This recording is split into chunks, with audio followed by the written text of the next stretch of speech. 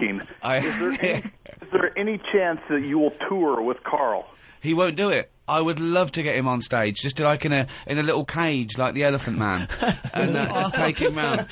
That's his favourite film, by the way. He was talking about the Elephant Man. You know that bit when Anthony Hopkins goes, he takes the Elephant Man out to all the surgeons, goes, you see the curvature of the spine and the legs and the limbs are, but ironically the thing that is untouched, the genitals, they're totally normal. And Carl went, think of that. The one thing you would like an elephant, and he gets the fucking head.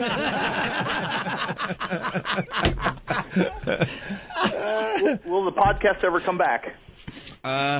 Maybe, yeah. I mean, we're giving it a rest for a while, and you can get the back catalogue on iTunes for a few dollars. But yeah, we might do another one. Or if you want, maybe you could type them all out, send them to him, and staple them together. What about the Bowie song? The Bowie song should be out by now from the last. Oh, that was on. I think that's been on YouTube since it went out in England. Yeah. Oh, you mean release it? Yeah, just release it as a single. Why not? Yeah, just get it out there. Was that weird for you too? That is Bowie. I mean, I know that you probably grew up just. He's probably my musical hero for about 25 years, right. And to co-write a song with him, and it's so funny because I was talking on the phone and I'd sent him the lyrics and I said, we want to do this. We thought something, a bit retro, maybe something like Life on Mars, right? And he went, and he said, I'll just knock off a Life on Mars for you. The great thing is it was such a Bowie song. Like you really he knew exactly what he was doing. He gave us Bowie, didn't he? Yeah. Let's go to Chuck in New Mexico. Chuck, what's going on today? Hey, I wanted to ask Ricky about his stand-up stuff. I had bought a copy of Politics and a copy of Animals on eBay and then found out that they were just British. Are they ever going to the U.S.? I had to go out and buy a multi-region DVD player just to watch them. I bet you don't get all the stuff on there. Does it translate? Do you understand what I'm saying? Probably the regional references don't travel well, do they? Yeah, there was some of the stuff I kind of didn't get, but probably 80-85% of it was translatable. Oh, that's good news, because I am going to do some gigs. I want to do a few in New York. I think I'm playing a few gigs here in May, so I'll have to find out what travels and what doesn't. What are you doing, stand-up? Yeah, well, I'm doing a new tour now in England. I'm touring. It's a new thing called Fame, which I'm going around the country. But just hand out maps as the placemats in the comedy club. So when you have a reference of a location, they could just look down. Yeah, New York, England. Yeah. On the globe, just 2 stars. I'll fly between them. No, I would love to do stand-up in New York. Yeah, it's so romantic. I think about doing stand-up in New York. Just ask Jimmy. He'll tell you. Oh, every night. Oh, yeah. Really? Yeah. The romance comes afterwards. Is it true you've got like 7 minutes? You just do. They do New York stand-ups like do 7 minutes. We do. On the road you do 45 to an hour, but in New York usually at the comedy show you do 20-minute sets. Sometimes on the city there's 10 minutes. That's the same. Yeah, it's just shorter sets. I know like Junglers and the Comedy Store in England are pretty famous, but I never worked in England though. Right, okay. A lot of it is quite sort of hack stuff. When you do sort of think places like Junglers and Comedy, it's people going out and they start off with things like, when you get stoned, you get the munchies and all this sort of, difference between cats and dogs and men and women. And don't old people drive slow? Jimmy's working on an HBO special. Sorry. Really? I want to do one of those as well. Yeah, it's an hour shooting, I think, in April. And do you shoot it? Talk amongst yourselves. Sorry. Sure. And do you shoot it as live, or is it like a TV show where you? Carlin, I mean, in front of an audience, yeah, but Carlin does them live. I don't have they don't give me that option. I'll shoot it probably, and it will go. I think it's like 10 camera shoot. Then they'll just edit it, cut it down to 56 minutes or whatever, and then show up. It won't be live like in real time like. And Carlin then that does. Plays. Then that material's redundant, though, isn't it? That's the thing. Yeah. Yeah. So once I put it on DVD or do it on TV, that's dead. You got to start again. But the thing is, some people in England they survive on 40 minutes for about 25 years. Oh, same here. We got that. We got that. Kevin Meaney. I'll give you that name. Oh, boy. Kevin Meaney. Not big pants people. Been doing the same act for years.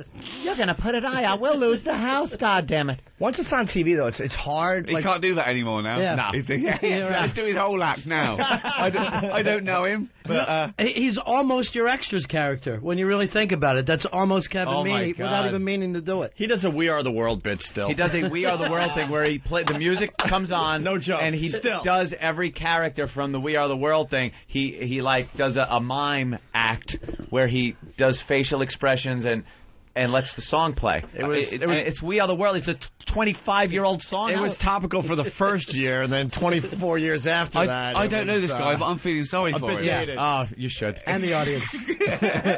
You should feel sorry for the audience, is right. This isn't libelous yet, is it? We haven't said anything. This is all your own opinion. It's all fair comment. Is it? Okay, fine. Let's go to John in You just Ohio. got to hop on a plane, and you're fine anyway. John in Ohio. John. Hey, what's going on, boys? Hey. We'll clean up.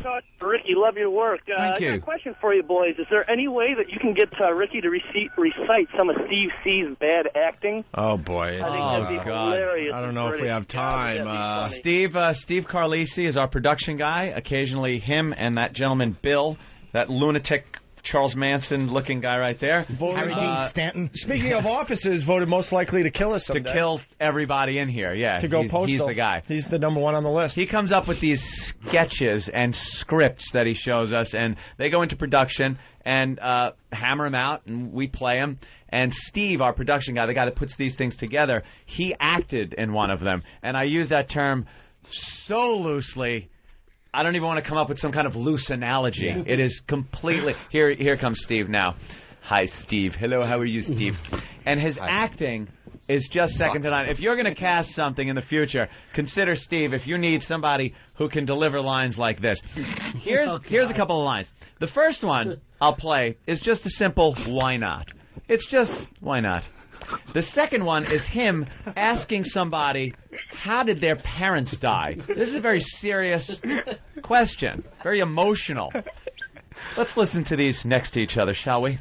Why not? How'd your parents die? Why not? How'd your parents die? Why not? How'd your parents die? The emotional range So humiliating. is just fantastic. It's amazing. It really is. And then when he's telling him how his parents died, here's his response. That's terrible. I'm sorry. Isn't it great? I'm going to laugh the way they set you up there. Someone's in the house, Steve. Someone's in the house. What are you doing in my house? That's all right. And then he tells them. But listen to this sing-song bullshit. What's my problem? You're in my fucking house. What is... Your head should pop out of a fucking laughing box when you deliver that. Get the fuck out now. That's anger. That's anger, and this is the only emotion he shows. Get the fuck out now. Yeah, like his teeth are clenched. And here's my favorite.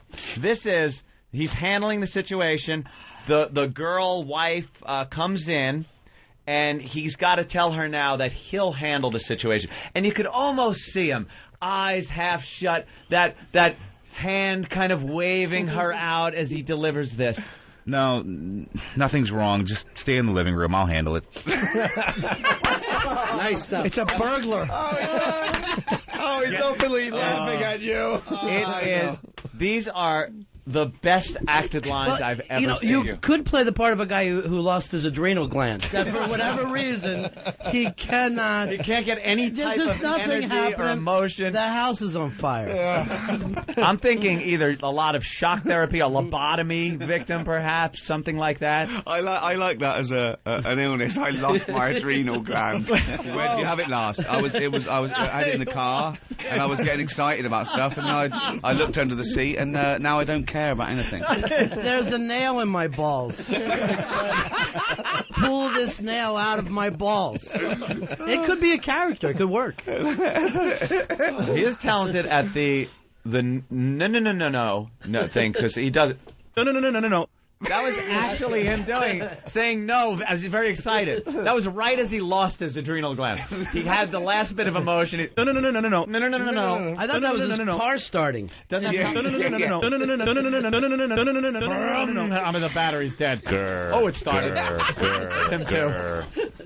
I just love this hail of gunfire I walk into. Yeah. Well, whenever we have actors come in, we love to showcase our own actor, Steve Carlisi. Yeah. Isn't he wonderful? I didn't think it was that bad. I thought it was okay. I think you get away with that. You'd get away with that on an awful lot of television programs. Or a lot of awful television. Exactly. What did you mean? Same thing. Good. I think you're probably around the average there. Wow. Yeah. Well, your first compliment to the actor. I see about 100 people to get one good actor. So, and many of them are much worse than that. Some of them are millionaires and are much worse than that. Absolutely. Ooh, yeah. Second career. Wow. It's because people can survive with like soap operas now. You're in my fucking casting room. That's what they all say to him. Get the fuck out. Too much emotion. Way over the top. Let's do that. Let's redo that. We've had Frank Vincent did his lines, and who else did it? Brian Cox. You know Brian Cox? Yeah, the old English actor. Fat. Yeah, he's fat from fat original Hannibal Lecter. I feel impressive. Of course. Knowing him. Yeah, of course, yeah. Very good, yeah. Then, Ricky, you did the last Christopher Guest film, which had to be really cool, right? It was great fun because I'm a massive Spinal Tap fan. Sure. Oh, yeah. And I think I stole everything he did, really. I think direct influence on The Office and that sort of. But they just tell you to improv once you show up. Absolutely. Yeah, it's scary. I spoke to Larry David and he showed me the script for Curb, and it's there's about 30 pages and all the jokes are there. Christopher Guest, 5 pages for the whole film, and they come in and go, you might want to mention da-da. And that's it, and you go for like 7 minutes and you do it 3 times, and it's totally different every time, and everyone's totally improvising. So it was that was a lot of fun. The Larry David interview that you did, that didn't show in the States. It was no, I did Larry David, Chris Guest, and Gary Shandling, and they but I think HBO might put them out if. It is a great. I only saw the Larry David, but it's amazing. It's really so much fun to meet Larry David. He was such a gentleman. You know what I mean? It's just because you've got this image of people, and of course. Everyone's guilty. I wonder if he's like the Larry David on Curb Enthusiasm. Right. But of course he's not. He's a lovely, sweet, guy. But he was. It was like meeting an icon, really. Right. Even though. He didn't really know who he was in Seinfeld until, but it's like meeting Woody Allen or something. It was an absolute pleasure. I always love it, like when people I dig love other people that I dig. That's always my favorite thing in life. I'm like, okay, all right, there's cool, something that works in the universe. Yeah. But you'd have liked it as much if I'd have said, "Oh, he's such an arsehole." Yeah, sure. I agree. Fuck him. I don't like him that much. What the hell? Let's go to Larry in Huntington. Larry, what's up? Good God, guys. 5 brilliant comedians in one room. What a show. Wow. Hey, Rick. Thank you very much. Yeah. Does anybody remember last night? No, that's Was that truthful, sir? Pause. Was that truthful? Yes, it certainly was, guys. I love you guys, all 5 of you, really. Thank you, sir. I'm 2 of them. Larry. Hey, Ricky, I just have a question. I was just wondering, what might you and Steve Merchant be working on after Extras is over? We are doing something else. It's probably going to be a bit more of a comedy drama thing. It's called Men at the Prue. And the Prue is a big building society in England called the Prudential, and sort of traditionally that was the office job you went to if you left school and you had some qualifications. You went into that as a step up, and they gave jobs for thousands of people in each country. And it's going to be set in like 1970 in a sort of seaside town, and it's a place where the sexual revolution didn't hit, and it's just these 20-somethings just sort of caught in limbo. It's sort of Billy Liar-ish meets Diner, and that's what we're working on. I say all that. We've written about 3 lines. We get the mood first. We get the mood first. And all the references we don't understand in the States. It's another one like that. Maybe, yeah. Billy Liar's a big British film, but you probably Diner though. Right. Yeah. But that's why I love the guy from the EastEnders on your show, who I know nothing about, but he's in every episode, and it's just hysterical. Oh, Barry from EastEnders, of course. Yeah. Yes, yeah. Well, but you get the idea. Right. He's a Screech. Over here, he would be Screech, I think, for us. Oh, is that the guy who talks?